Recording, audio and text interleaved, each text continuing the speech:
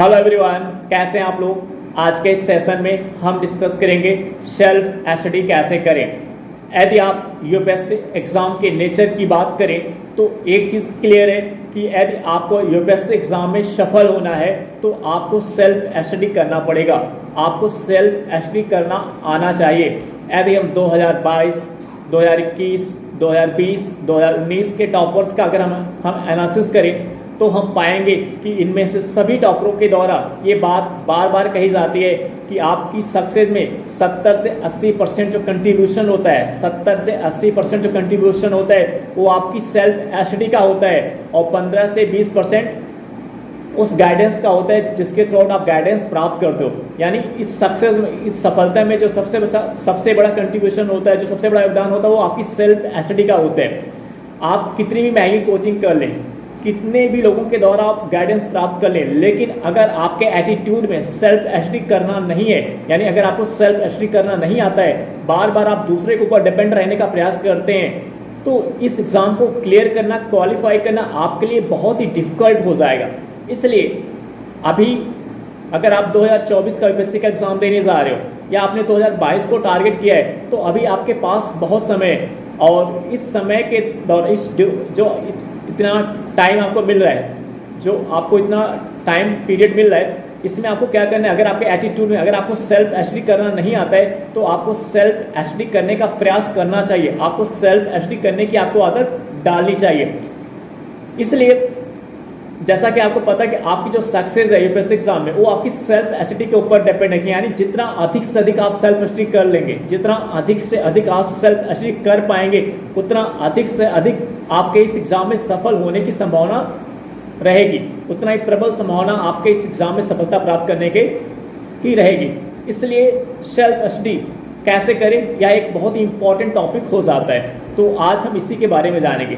तो आइए डिस्कस करते हैं सेल्फ स्टडी कैसे करें। सेल्फ स्टडी का जो बेसिक अप्रोच होता है, जो बेसिक आधार होता है वो क्या होता है। तो सेल्फ स्टडी करते समय आपको क्या ध्यान देना है। तो जैसे आपको पता है कि आपको सिलेबस लेना है, आपको प्रीवियस ईयर क्वेश्चन पेपर लेना है और फिर एनसीईआरटी बेसिक फाउंडेशन के लिए आपको एनसीईआरटी की बुक पढ़नी है और कुछ स्टैंडर्ड बुक आपको पढ़ना होता है। तो जैसे आपके पास सिलेबस है, आपने सिलेबस परचेज कर लिया, आपने प्रीवियस ईयर क्वेश्चन पेपर ले लिया, एनसीईआरटी की बुक ले लिया और जो स्टैंडर्ड बुक की ज़रूरत पड़ रही हो आपने वो परचेज कर लिया। अब आपको स्टार्ट करना है। तो स्टार्ट करते समय आपको वो ये ध्यान देना है कि जो सब्जेक्ट आपको, जिस सब्जेक्ट में आपको ज़्यादा इंटरेस्ट है, जो सब्जेक्ट आपको ज़्यादा अच्छा लगता है, तो सबसे पहले आप वहाँ से स्टार्ट करें। अगर आपको पॉलिटी अच्छा लगता है तो आप वहाँ से स्टार्ट करें। अगर आपको हिस्ट्री अच्छा लगता है तो आप हिस्ट्री से स्टार्ट कर सकते हैं। अब हम बात करें कि सेल्फ स्टडी कैसे करना है। तो जैसे आपने हिस्ट्री पढ़ना शुरू किया, अब आपको क्या करना है। बेसिक अप्रोच यही जो अप्रोच मैं आपको बताऊंगा हिस्ट्री को लेकर के, यही अप्रोच हर एक सब्जेक्ट में लागू होगा। हर एक सब्जेक्ट में, करंट अफेयर्स में, हर जगह यही अप्रोच आपका लागू होगा। तो सबसे पहले आपको क्या करना है कि आपने हिस्ट्री की बुक एक सेलेक्ट कर लिया। मान लिया आपने ओल्ड एनसीईआरटी राम शरण शर्मा की बुक को आपने सेलेक्ट कर लिया, प्राचीन भारत, प्राचीन इतिहास का। तो अब उसमें से आपने एक टॉपिक सेलेक्ट किया, हड़प्पा सभ्यता। अब आपको क्या करना है कि हड़प्पा सभ्यता का आप 2 से 3 रीडिंग कर लें। हड़प्पा सभ्यता का आप 2 से 3 रीडिंग कर लें। 2 से 3 रीडिंग या 3 to 4 रीडिंग आप कर लें। 2 से 3 रीडिंग करने के बाद या 3 to 4 रीडिंग करने के बाद आपको क्या करना है। अब आप जो प्रीवियस ईयर क्वेश्चन पेपर आपने लिया है, तो देखिए जैसे सिलेबस की बात करें तो हो सकता है कि आपने जब सिलेबस लिया तो आपको पता है कि एंशिएंट हिस्ट्री आपके सिलेबस में, बट अभी आपको सिलेबस के बारे में बहुत अच्छी जानकारी नहीं है, आप उसके कीवर्ड को नहीं समझ पा रहे, तो घबराने की ज़रूरत नहीं है। तो ये चीज़ जैसे जैसे आप अपनी प्रिपरेशन में आगे बढ़ते जाएंगे वैसे वैसे आपकी सिलेबस पे भी पकड़ बनती जाएगी। ऐसा नहीं कि आपकी एक ही दिन पे आपको सिलेबस पूरा समझ में आ जाएगा, एक ही दिन में आपकी सिलेबस में पकड़ हो जाएगी। तो जो बेसिक अप्रोच है कि आपने हड़प्पा सभ्यता की 2 से 3 रीडिंग की या 3 to 4 रीडिंग की। अब आपको क्या करना है, आपको previous year question paper solve करना है। तो आप प्री का भी सॉल्व करें और उसी समय आप मेंस का भी सॉल्व करें। ये ध्यान रखें, प्री का भी सॉल्व करना है और मेंस का भी सॉल्व करना है। तो जब आपने प्री का previous year question paper solve किया, आपने मेंस का previous year question paper solve किया, तो दो चीज़ें हो सकती हैं। या तो प्रश्न आपसे बनेंगे या तो प्रश्न आपसे नहीं बनेंगे। प्रश्न बन रहा है या नहीं बन रहा है, इससे आपको घबराने की ज़रूरत नहीं है। अगर बन रहा है तो अच्छी चीज़ है, अगर नहीं बन रहा है तो फिर भी आपको घबराने की ज़रूरत नहीं है, क्योंकि अभी आपने फर्स्ट फेज में अभी आपने सब पहली बार आपने तैयारी शुरू की है। तो मान लीजिए अगर आपसे क्वेश्चन नहीं बन रहा, मैं मान के चलता हूँ अगर आपसे क्वेश्चन फर्स्ट टाइम आपने previous year question paper solve किया, आपसे क्वेश्चन नहीं बन पा रहे, आपसे केवल 1 से 2 क्वेश्चन बन पा रहे, तो तब आपको क्या करना है, आपसे क्वेश्चन बन भले नहीं रहे, लेकिन जब आप previous year question paper solve करेंगे तो आपको अपनी कमी का पता चलेगा, आप अपनी कमी को आइडेंटिफाई कर पाएंगे, आप ये जान पाएंगे कि फर्स्ट टाइम जो आपने बुक जिस अप्रोच से पढ़ा था, क्या आपका वो अप्रोच पढ़ने का सही था कि गलत था। तो ये कैसे पता चलेगा, ये जब आप previous year question paper pre का सॉल्व करेंगे और मेंस का सॉल्व करेंगे तो यहाँ से आपको पता चलेगा। तो दोबारा जब फिर उस हड़प्पा सभ्यता की टॉपिक पे पढ़ने आओगे, जब दोबारा उसी टॉपिक को रीड करोगे हड़प्पा सभ्यता का, तो आपके पढ़ने के तरीके में इंप्रूवमेंट दिखेगा, आपके पढ़ने के तरीके में सुधार होगा। क्यों? क्योंकि जब आपने प्रीवियस क्वेश्चन पेपर सॉल्व किया तो वहाँ उसको सॉल्व करते समय आपने अपनी कमी को आइडेंटिफाई कर पाया, आप अपनी कमी को पहचान पा रहे हैं कि अच्छा आपके पढ़ने के तरीके में यहाँ पे कमी था, क्वेश्चन तो इस अप्रोच से पूछा जा रहा है, क्वेश्चन तो ऐसे पूछा जा रहा है। तो इससे आप उसको लिंक कर पाओगे, ये लिंक कर पाओगे, आप कनेक्ट कर पाओगे कि कहाँ पर आपकी कमी थी। तो ये फ़ायदा होता है। तो सेल्फ स्टडी करके सेल्फ स्टडी के थ्रू और आगे बढ़ने का एक बहुत ही बेसिक अप्रोच है कि आपने 2 से 3 रीडिंग किसी बुक का किसी टॉपिक का किया, फिर आप previous year question paper solve कर लें, उसका प्री का और मेंस का। क्वेश्चंस बन रहा है या नहीं बन रहा है ये मैटर नहीं करेगा, लेकिन इसका फायदा आपको ये मिलेगा कि आप अपनी कमी को पहचान पाओगे। जब आप अपनी कमी को पहचान पाओगे तो तब आप उस पर काम करोगे, और दोबारा जब उस बुक को पढ़ने जाओगे, उस सोर्स को पढ़ने जाओगे, उस टॉपिक को पढ़ने जाओगे, तो उस पढ़ने के तरीके में सुधार होगा, इंप्रूवमेंट होगा। तो इस प्रक्रिया से जैसे आप आगे बढ़ते जाएंगे, आपके स्टडी में, आपकी प्रिपरेशन में इंप्रूवमेंट होगा, आपके पढ़ने के तरीके में सुधार होगा। यानी कुल मिला के कहें कि जो आपका पढ़ने का तरीका है वो धीरे धीरे यूपीएससी के अप्रोच से होने लगेगा। यूपीएससी की जो डिमांड होती है, यूपीएससी का जो अप्रोच होता है क्वेश्चन पूछने का, प्री में मेंस का, उस अप्रोच से आप प्रिपरेशन करने लगोगे। यानी यूपीएससी का जो अप्रोच है, यूपीएससी का जो एटीट्यूड है वो धीरे धीरे आपके अंदर आने लगेगा। तो ये एक दिन में संभव नहीं होता कि एक ही दिन में आप सीख पाओगे, ये आपकी प्रिपरेशन का पार्ट होता है। आपको कॉन्फिडेंस, आपको अपना मोटिवेशन बनाए रखना पड़ेगा, आपको नियमित अध्ययन करना पड़ेगा, आपको डिस्ट्रैक्शन से दूर रहने, डिस्ट्रैक्शन से आपको अधिक से अधिक बचने का प्रयास करना पड़ेगा। अगर इन चीज़ों पे आप काम कर पा रहे हो तो धीरे धीरे आपके अंदर ये एटीट्यूड आने लगेगा।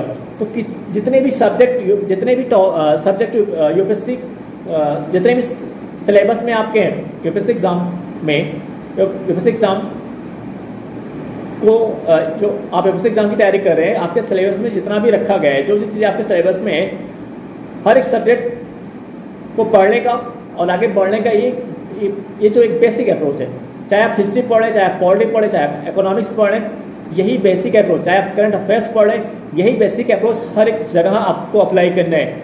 कि बेसिक अप्रोच क्या है, आप 2 से 3 रीडिंग करें, फिर previous year question paper pre का सॉल्व करें, मेंस का सॉल्व करें।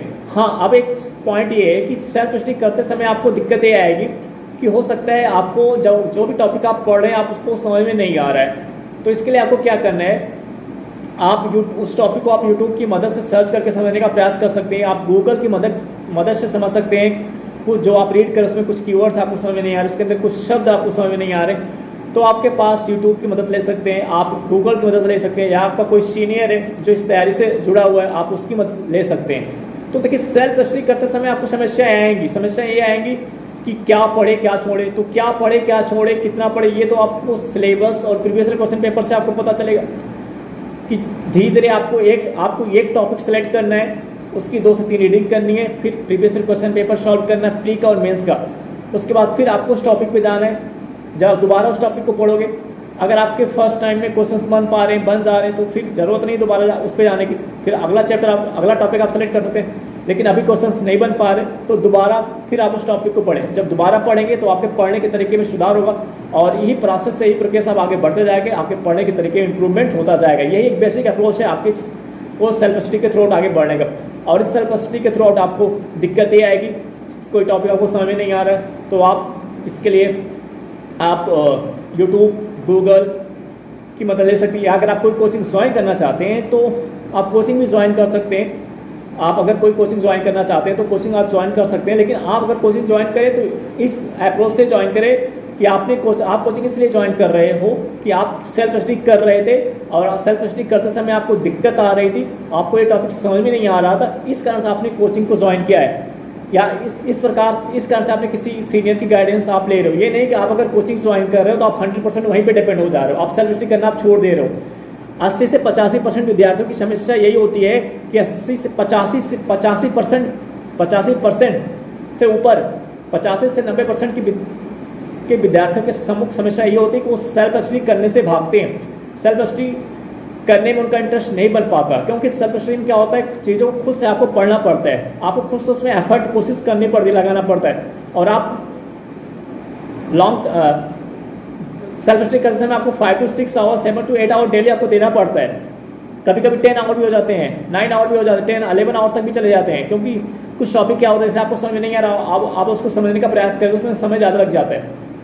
तो सेल्फ स्टडी में होता है, और यही कारण कि बच्चे इससे कतराते हैं, बच्चे इससे दूर भागते हैं, उस सेल्फ स्टडी करने से दूर भागते हैं। लेकिन आपको मैं क्लियर फिर से कर दे रहा हूँ कि अगर आपको यूपीएससी एग्जाम क्लियर करना है, इसमें सफल होना है, तो आपके एटीट्यूड में सेल्फ स्टडी करना होना चाहिए। अगर आपके एटीट्यूड में सेल्फ स्टडी करना नहीं है तो उसकी आदत आपको डालनी पड़ेगी, सेल्फ स्टडी करने की आदत आपको डालनी पड़ेगी।